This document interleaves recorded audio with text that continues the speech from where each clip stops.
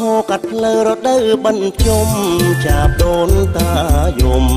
ទុំដើមសង្ការ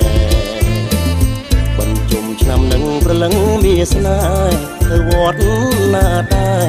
បងសុំទៅផងមិនមួយវត្តមនីមិនពីរវត្តថ្មីដល់មិនទី3ស្រីទៅ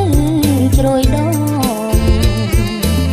មិន4វត្តសុំ5ព្រែកបងកង6នួនល្អទៅព្រែកក្របើបន្ទី7ទីណាកលយានដូនតាចែកចានតារកកូនចៅបន្ទី7ទៅគៀនស្វាយក្រៅជួបជុំញាតថៅឧទ្ទិសកងសើហើយนั่งមួយឆ្នាំបាន7វត្តដូនតាប្រាកដលោកក៏ទួលផលរួចហើយឲ្យបរៀងរាល់សូមកូនចៅស្គាល់សង្សាររុងរឿង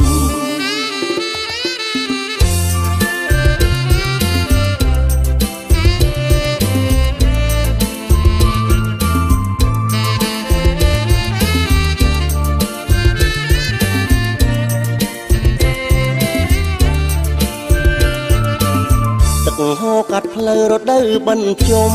ចាប់ដូនតាយំទុំដើមសង្ការបញ្ជុំឆ្នាំនឹងប្រលឹងមានស្នេហ៍ទៅវត្តណាដែរបងសុំទៅផងមិនមួយវត្តមនីមិនពីរវត្តថ្មីដល់បន្ទី